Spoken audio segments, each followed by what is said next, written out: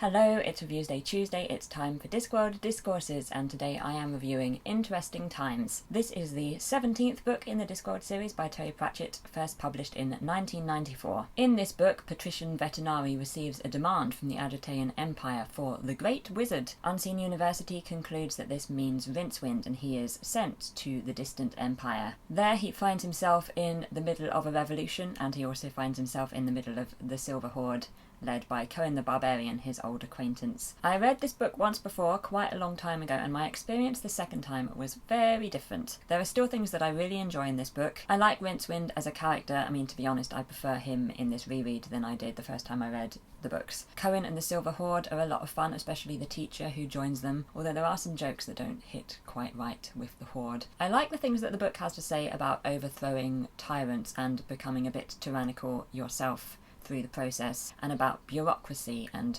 blind trust in leaders. There is some wonderful writing and humour in this book, as always, but there were also some things in this book that I was far more uncomfortable with in this second read, and I'd be interested to know if others have felt similarly. To me, this book feels a bit racist sometimes. At the very least, I think it is insensitive sometimes in its humour and writing. I don't think this book has aged particularly well in the last 25 years. I was a lot younger as well when I first read the book, so maybe I was just less aware of things and more naive, but there seemed to be quite a lot of Asian stereotypes and othering, and it has elements of the white saviour trope as well. When I compare Interesting Times to other Discworld books, it feels a little more mocking to me. I feel like generally the Discworld series tries to shine a light on ignorance and injustice, and it's very much about inclusivity and tolerance and empathy, but Interesting Times felt to me a bit like a misstep, an outlier. You know, everything is poked fun of in the Discworld series. Everywhere we go, everyone we meet, there are absurdities and parodies, elements of our world seen through a lens, but I feel like this book has been the least successful so far at hitting the mark.